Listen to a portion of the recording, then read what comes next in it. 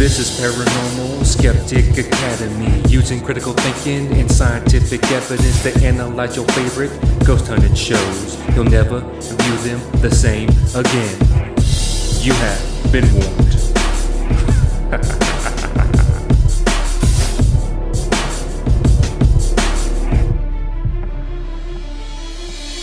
4 years ago, Val and Steve bought their dream home, but not long after moving in, Val began to sense that she wasn't alone.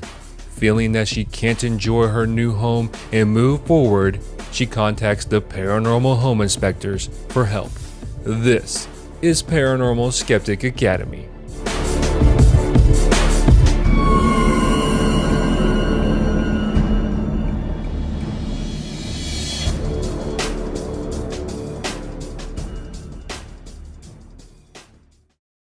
Welcome to the first ever PSA Double Feature. You're getting 2 episodes for the price of 1. Wow, what a deal.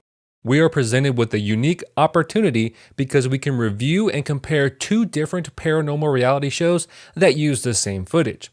We have my favorite paranormal reality show, Paranormal Home Inspectors, and its ugly stepchild, Ghost in My House. We will first watch PHI and then GMH and compare how they are presented to us, the viewers. I'm excited for this one, and I hope you are too. So without further delay, it's time for Paranormal Skeptic Academy Spiritual Attack. That door just opened on its own. Something's here. This is really beyond the scope of what a home inspector would do, so I'm going to chalk this one up as something I can't really resolve. People have been burying sacred objects in their homes, and it's usually done in the hopes that may afford them protection against evil influence. They think that they're alone, but they're not. Did you hear that? Sounded like it's in the closet. Are you in here?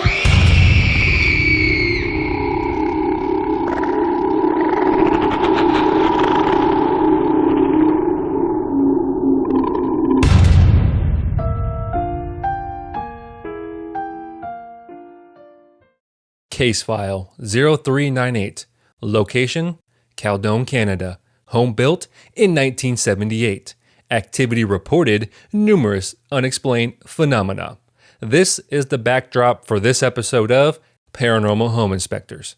Let's get a little background on the homeowners and their situation.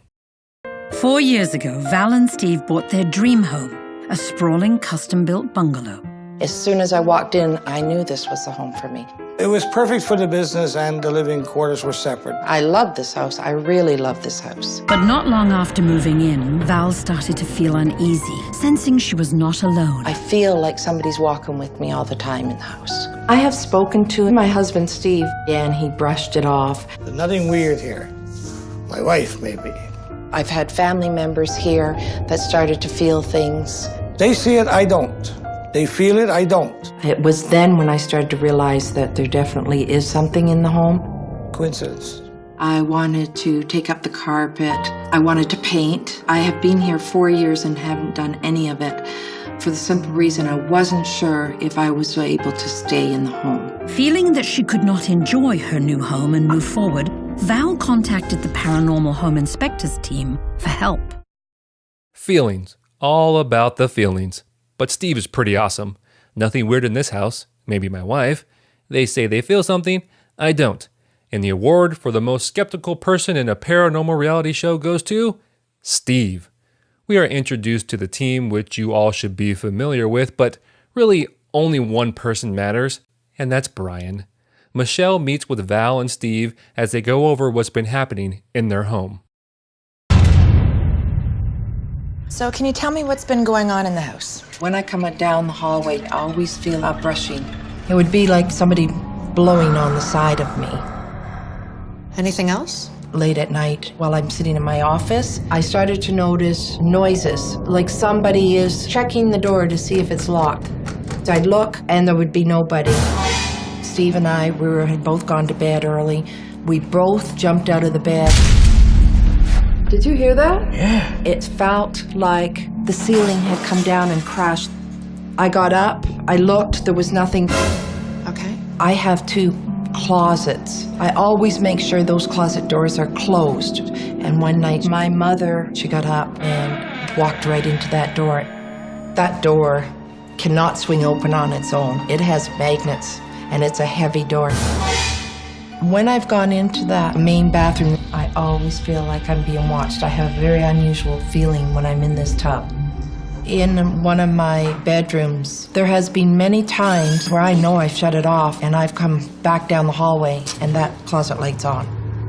My mom and my grandson was spending the night with us, and my grandson got up in the morning and he started to tell me about someone came to my room and it had a mean face. I don't know who it was.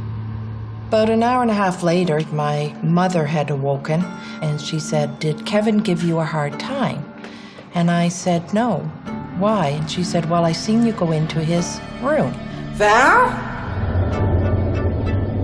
I said, "Mom, I didn't go into his room." That kind of confirmed that something was going on in the home. With her mother and grandson both significantly spooked, Val started to question other oddities in the house that related to the previous homeowners. I have a box downstairs, and I had called the children of the previous owners. They said, "We'd like you to keep this box on the land." I get an uncomfortable feeling with it, and I'd like to find out where this box originated or what's going on with this box. I also have a room that seems to go nowhere. It has hot and cold taps, but no sink. It has heat, but that room's always ice cold. It has all kinds of plugs halfway up the wall. For what purpose? I just found out that the previous owners had had religious medals that have been blessed by a priest, placed under every doors, windows in the house. I'm concerned about these medals if they have something to do with what's going on in my home. So what do you think is actually going on in the home? I feel that there's a presence or something, or I'm not sure. That's why I'm hoping that maybe you can give me some answers. She feels a breeze, a creaky door, loud noises on the roof, doors opening up on their own, a feeling of being watched, a closet light that turns on by itself, and their grandson says someone came into his room. She also has a box that she's uncomfortable around and an abandoned room that has no purpose. We also have religious medals placed all around the home. That is a lot of stuff for our team to investigate. But before we move on, Michelle asks Steve what he thinks is going on in the home. What do you think is going on in the home? Nothing. Go ahead with your bad self, Steve. Michelle takes these complaints and heads off to research the previous occupants. And now, the moment we've been waiting for. I present to you, Brian.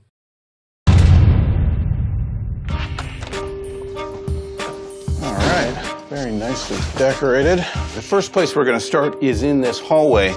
My notes tell me that the homeowner has felt a sense of something brushing by her in this hallway. Now, we're in an area with lots of large windows and doors that, if they were open at the time, could allow air to come up and down this hallway, and that, I guess, could give her that sensation. Although I have no idea what the circumstances were at the time she was here. This is really beyond the scope of what a home inspector would do, so I'm going to chalk this one up as something I can't really resolve.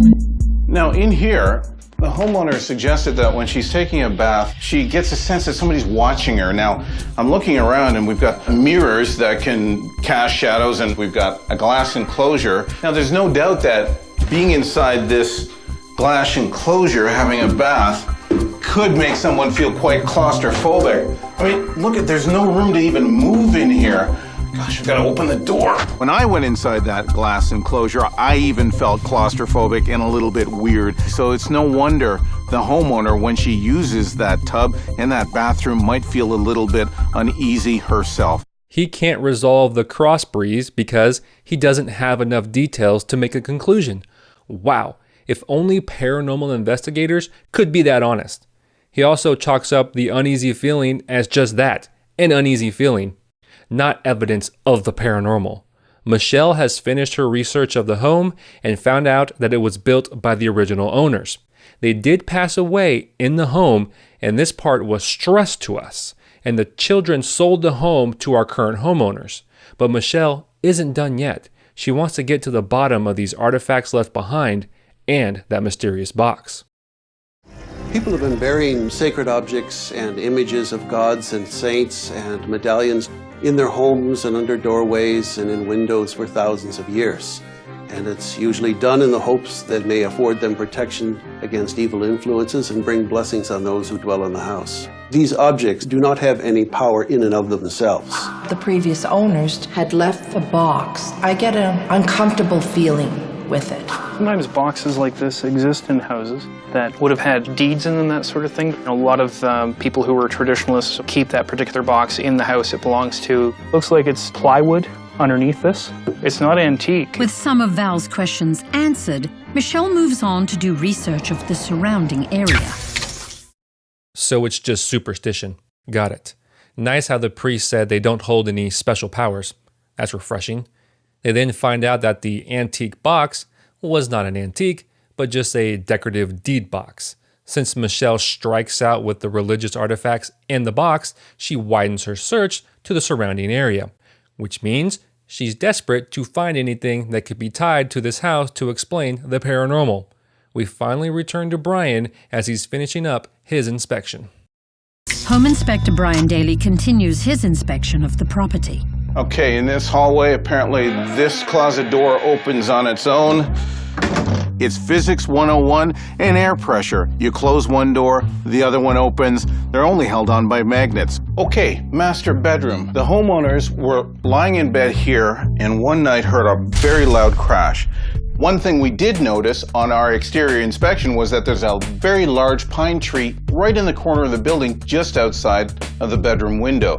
And it had very large boughs that were overhanging the roof. Now this happened in the winter time, so there's no doubt there was probably ice and snow buildup. That ice and snow slid off, hit the eaves trough. That would make a very loud bang. All right.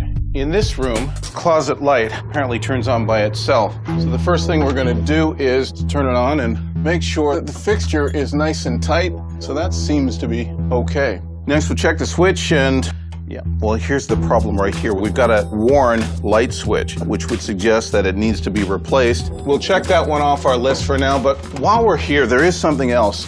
Apparently the grandmother who sleeps in this bed one night saw an apparition or something appear to pass through the hallway into a child's bedroom, and the child seeing something hovering over his bed. Let's go and have a look in this bedroom. One thing I noticed when I walked into this room is this huge picture window. Also, there's a driveway there, the entrance to this property. If someone were driving in at night, the light from the headlights of the car would shine right through this window, right into the hallway, where the grandmother saw something passing by. We've got 1, 2, 3 mirrors in this room. The perfect recipe for casting shadows all over the place and scare the heck out of any small child. In the basement, my notes tell me that at night when she's at her desk, she hears what sounds like somebody trying to lock the exterior door. This is a client's home office, so we get a lot of foot traffic from their customers coming in this door. They've got a sign here that says, "Don't ring, don't knock, just walk in, the door's unlocked." It obviously does get locked at a certain time of night. If a customer came, tried the door, it was locked, they'd walk away, and it would appear as though somebody was trying to lock it. So we'll check that one off our list. This is a custom-built country property. With that comes what I call character. I think they need to just get a little bit more comfortable with their surroundings and understand that what they're experiencing is quite normal for this type of home. Physics 101, air pressure, problem solved. A lot of these paranormal investigators could use some Physics 101 classes. Loud crash was ice and snow buildup, nice. Next is the closet light, and it was a faulty switch. The apparition the grandmother saw, lights and shadows caused by mirrors. The door locking itself, customers trying to enter the office because the sign says just open the door. He ends by saying this: it's just normal happenings in a country setting. Done and done. But you know we can't just end it there. Nadine is on the scene.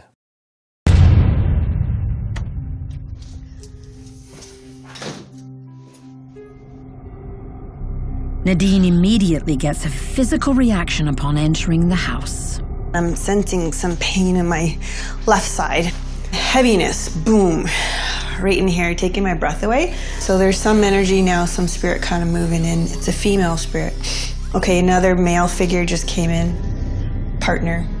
There's a lot of spirit in this house. I could see here in this house, color, sparkles, light, flashing, and I could see spirit traveling so fast and so quick in different types of energies. And they were all positive influences. She's seeing and feeling all different types of energy, but they're all positive. That's good to know. Next, she is led down the hallway and then gets an uneasy feeling from the basement and bathroom before moving on to the second bedroom. A loved one, someone who's passed, most definitely. In this, something here in this room. I'm hearing grandma in the bedroom. Could this be the spirit of the previous homeowner who died in this very room? No. No, it cannot. She heads down to the basement because she senses lots of activity. She said she's getting hit by a block and has a sudden stomachache. She keeps saying grandma and grandpa. What are the odds that someone who lived in that house were grandparents? Next, she shifts her focus to the current homeowners. I actually feel that the husband is moving in intention in this house that's different than his wife. And they're trying to have that common ground or that communication to help each other. They help a lot of other people, and now they're trying to stop and pause and take time out for themselves. Yeah, Steve thinks all this is bullshit, and rightfully so. And with that, it ends investigation day 3. We move on to day 4 for our paranormal investigation. Michelle and Matt are in the room that the previous owner died in, and they think they see a smoky haze over the bed.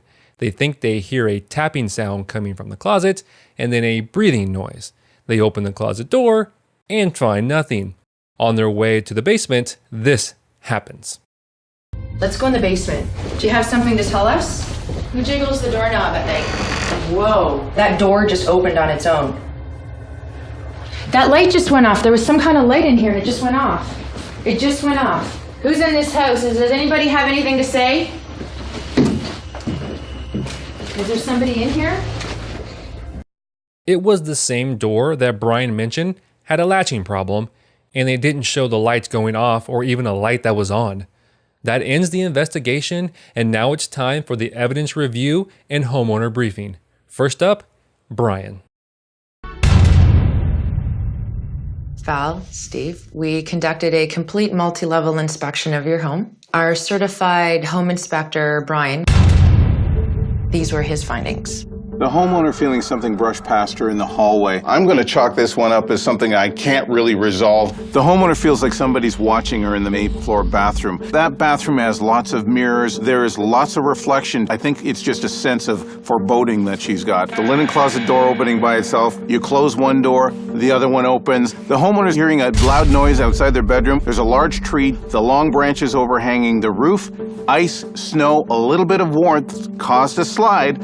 It hit the eaves trough. Closet light turns on by itself. We've got a defective light switch. The grandmother seeing an apparition or something appear to pass through the hallway into a child's bedroom, and the child seeing something hovering over his bed. We've got a driveway directly outside the window. It all leads to the hallway. 3 mirrors in that room could have cast shadows. The homeowner working in her office late at night hears someone appear to lock the exit door. She's got a sign on the door that says, "Come on in, the door's always open." If one of her customers came and checked the door and walked away because it was locked, that's what she heard. His explanation is very good. These are all just different people's views. I understand. Steve with the home run again. Val, on the other hand, isn't buying it because she wants it to be paranormal. Next are Michelle and Matt's findings.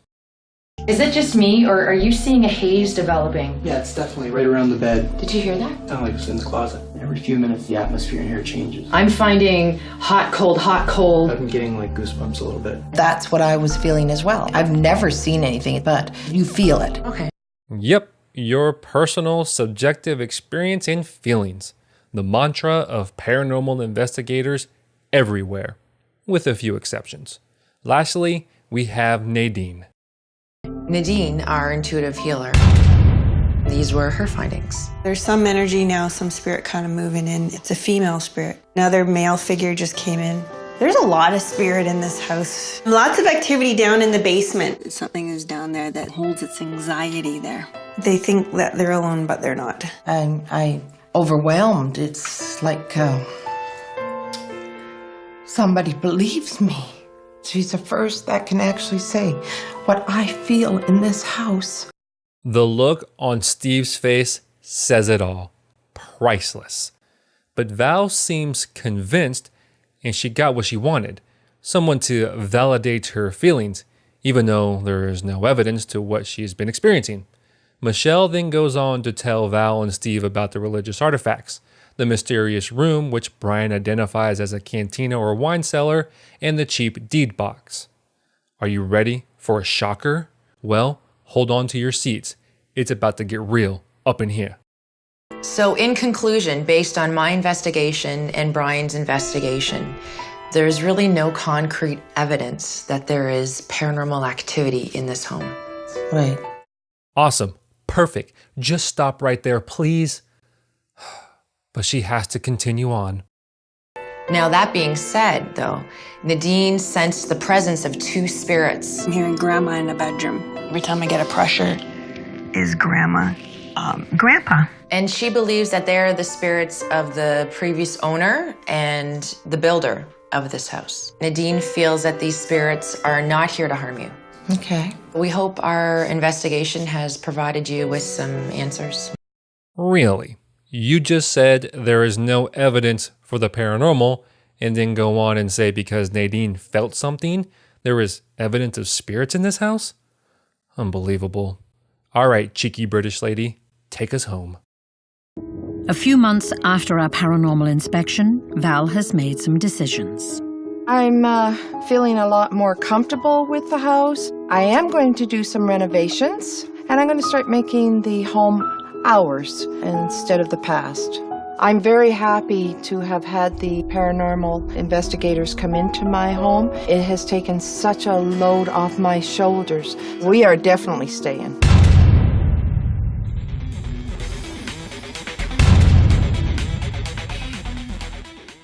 The paranormal is unconfirmed. Whew, that was a close one. Now remember that because it's important later on. The way this episode was presented, it seems like they were going with a confirmed case of the paranormal, but they swerved us at the end there. I wonder why Michelle is the one to present the findings and they don't do it as a team. It's probably because she does the initial interview, but they should have them all present their own evidence and have the homeowners come to their own conclusions. Now that we know what PHI presented as evidence of the paranormal, or lack thereof, let's take a look at how Ghost in My House edited this episode. Something is threatening this home. I have a lot of family members that refuse to go down there. Something that defies explanation. It put shivers up my spine. Now Nadine Mercy and her team of paranormal investigators have entered the house. Something's manifesting here, and I'm not sure what it is. To collect hard evidence.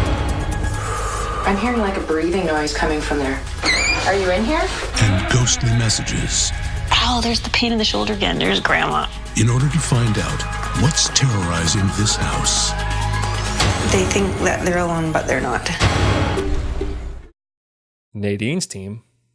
Interesting. The opening is a little more dramatic, but it's still presenting the same setup. Something is terrorizing this family. We open with a brief background on the family, which is still Val and Steve. Val then goes on to explain the uneasy feelings throughout the house. Late at night, while I'm sitting in my office, I started to notice noises, like somebody is checking the door to see if it's locked. I'd look, and there would be nobody. When I come down the hallway, I always feel a brushing. It would be like somebody blowing on the side of me. I believe somebody's walking with me. I felt that from the beginning. It put shivers up my spine. When I've gone into that main bathroom, I always feel like I'm being watched. I have a very unusual feeling when I'm in this tub. I've only bathed in the bath twice since in the 4 years here, and I had to get out of the tub both times. The frightening entity soon gives Val and Steve something new to think about. Ooh, frightening entity. Whatever can it be? In one of my bedrooms, there has been many times where I know I shut it off and I've come back down the hallway and that closet light's on. And the lady of the house died in that room. I have 2 closets. I always make sure those closet doors are closed. And one night, my mother, she got up and walked right into that door. That door cannot swing open on its own. It has magnets, and it's a heavy door. There's no reason for that door to be open. It frightened her. That same night, the entity comes back. I love how they already know it's an entity. Then why are we doing the damn investigation? What did Brian say about the light and door? Faulty switch, and the door easily swings open when the other side is shut. She clearly shut the door and the other side popped open and she didn't realize it. And her poor mother ran into it at night. But it was a dark entity, according to the narrator. She then tells the loud crash story, but Steve has other thoughts on what it was.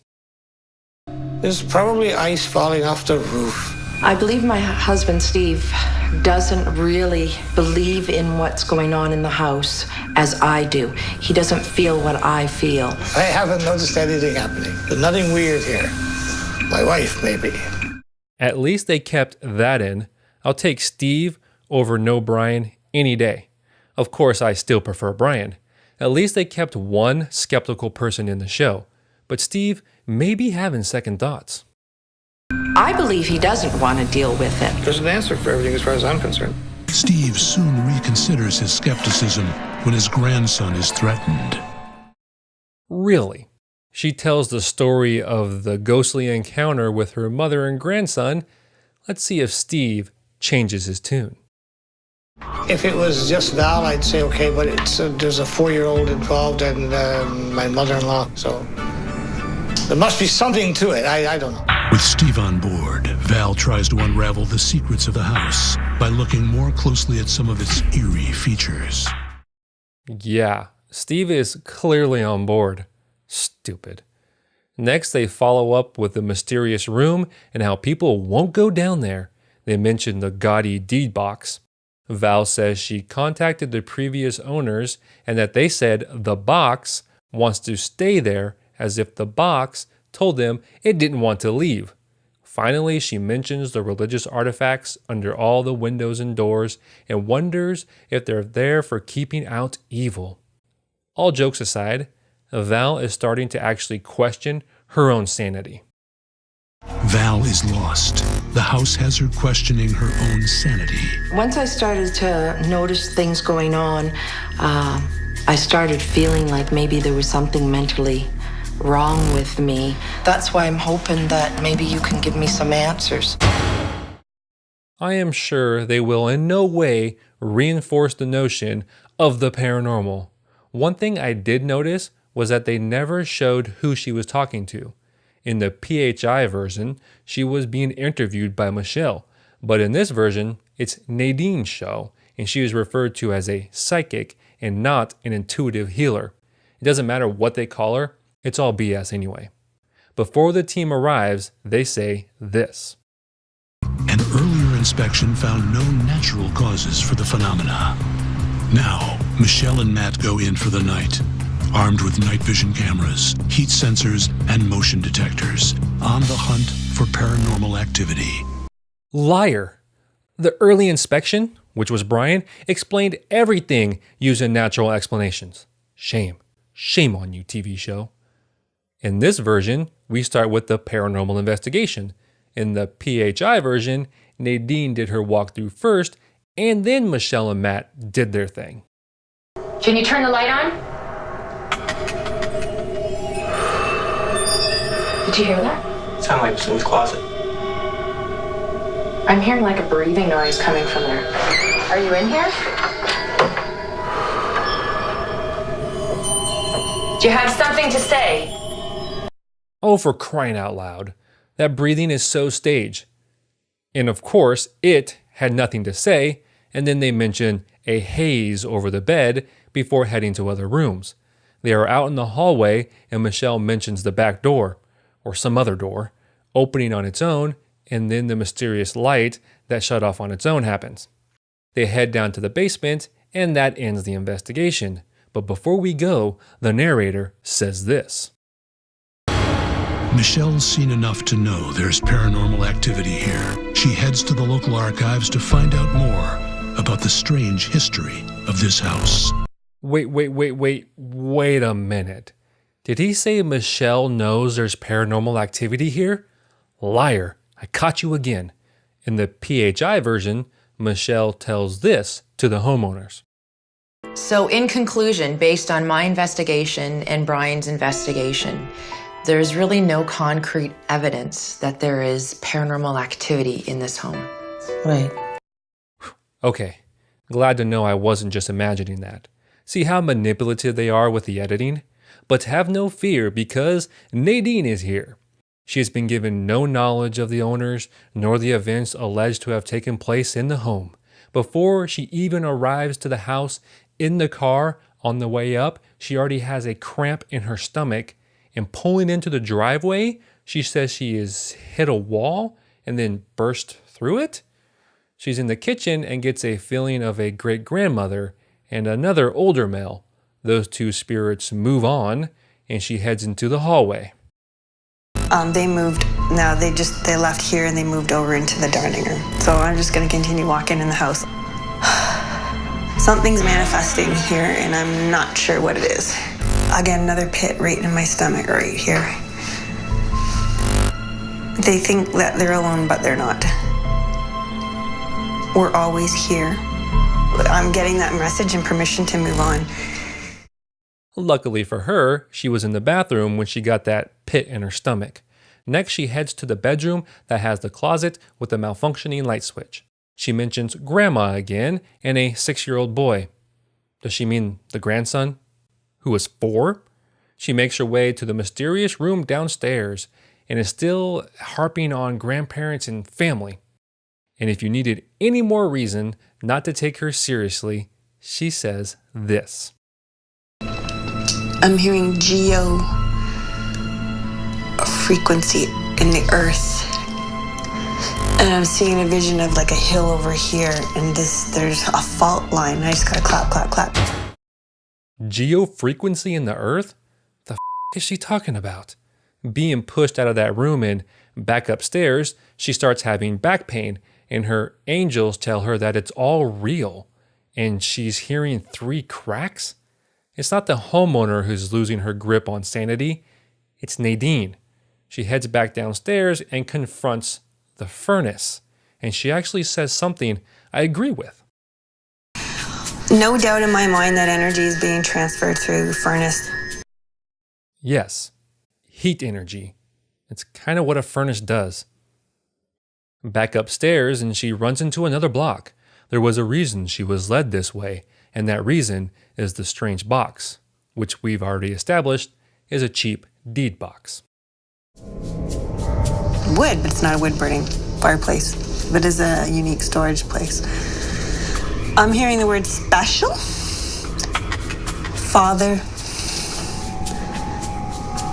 grandfather, stoked fires. I know somebody has anxiety about it, female in the house. Oh, there's the pain in the shoulder again. There's grandma. Oh, she's telling me something. What? Keep the box! Grandma is poking her in the shoulder?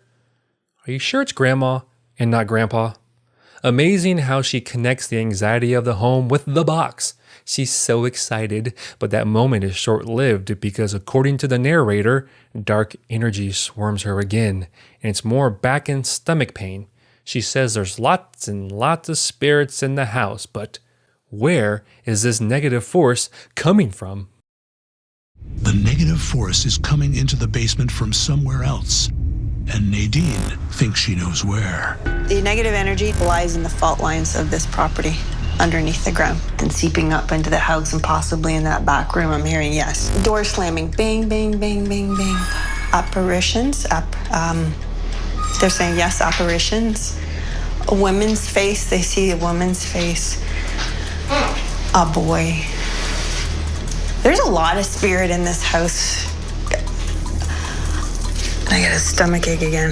This is really hot in here. A lot of movement happening. I'm hearing geo frequency in the earth. The owners of the home, they're bringing them in. They're doing this. They're creating this happening in their life. They've started this. I need to take a break because I can't breathe. Geo frequencies and fault lines, and it's all the homeowner's fault. Damn them for bringing this darkness in.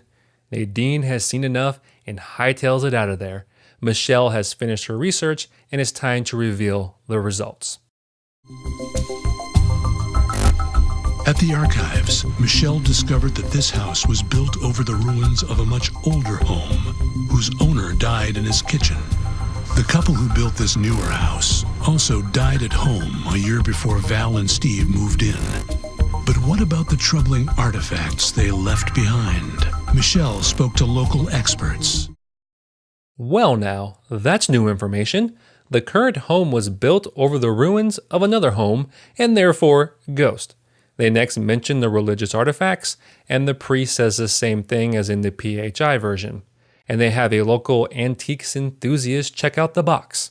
We are told by the narrator that the box never wants to leave the house. A cheap plywood box says this. Here are the results of the nighttime investigation by Michelle and Matt. Investigators Michelle and Matt spent a frightening night in the house looking for paranormal activity. In the room where the previous owner died, they found an eerie mist. A door opened on its own, and when they asked the ghost to communicate, a motion detector wailed. Strong evidence there are spirits inside this house. Doesn't have to be you see it, you feel it. And that's what I was feeling as well. Frightening night and strong evidence of the paranormal? What did Michelle say again? So in conclusion, based on my investigation and Brian's investigation, there's really no concrete evidence that there is paranormal activity in this home. Right. Oh right, I forgot. Next they recap Nadine's walkthrough, and I've already shown you the crazy stuff, so it's not important to show you here. But they do keep stressing the dark energy that's coming from the basement. Nadine quickly identified two of the ghosts. I'm hearing Grandma in the bedroom. I'm hearing both. An old grandma that has passed and a grandpa that's deceased, and I just gotta clap, clap, clap.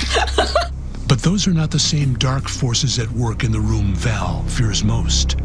A lot of activity in this room. The most prominent energy is a geomagnetic frequency in the earth. No doubt in my mind that energy is being transferred through the furnace. Why would this furnace bring in that negative energy? We put in geothermal. Didn't think anything of it. Wow. Really? They installed geothermal and cut two different scenes together to make it seem relevant to the story. I love how they keep saying that there are ghosts there and Nadine is connecting to these ghosts. Sorry, I meant spirits. Nadine was right. It was energy from the earth, but it was heat energy, like I said. But wait, there is more crazy to be had. Nadine's real concern was with the black forces coming out of the earth beneath the house. There were so many entities here. It was incredible. Now it's very difficult to breathe right now in this room. It's starting to get hot. It's starting to get warm. It's starting to heat up. This is a very high frequency right here, and I'm just having an attack.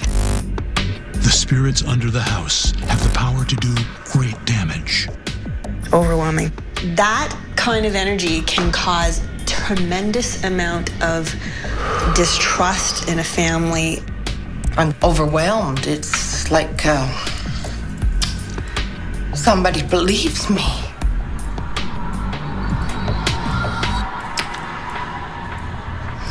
That's a good thing. That's her real concern. So many entities. She's just spouting nonsensical phrases, and that damn narrator is trying to make sense of all the crazy. It's like an Alex Jones rant. You don't know where it's going. It's frightening to watch, but it's strangely entertaining. All right, let's wrap this thing up. Nadine concludes that the ghosts of the previous owners are walking these halls. But there are darker forces here too. stirred up by the installation of the deeply planted geothermal heating system. The negative energy from past needs to be cleared. And it can be cleared is what I'm hearing. Who's ever here needs to get out. They can leave because I'm not leaving. And just like an Alex Jones rant, I knew green energy is of the devil. Wait, I forgot what Michelle said. Let me play it just one more time. So in conclusion, based on my investigation and Brian's investigation, there's really no concrete evidence that there is paranormal activity in this home. Right. 1 month later,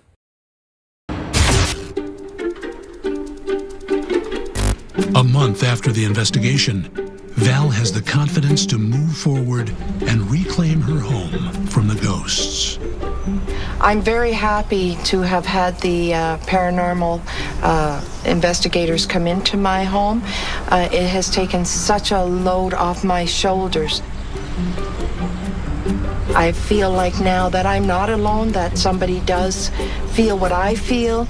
I feel that, you know, maybe I'm not going a little bit crazy. And I'm going to start making the home ours instead of the past. From my point of view, nothing. But nothing has changed. I didn't believe then, I don't believe now. You have your feelings, I have mine.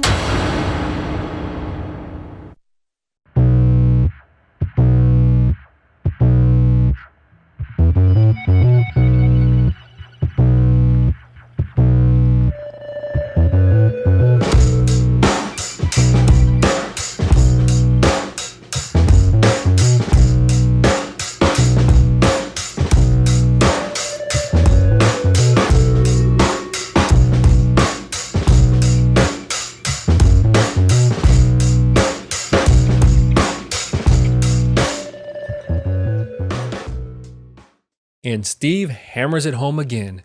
And there you have it. Two widely different shows with two widely different conclusions using the same video footage. It's all in the editing, folks, and the story they want to tell. I can say this though, PHI seems way more honest than Ghost in My House, and that is clearly evident. And it can all be summed up with just one clip. So in conclusion, based on my investigation and Brian's investigation, there's really no concrete evidence that there is paranormal activity in this home. Right.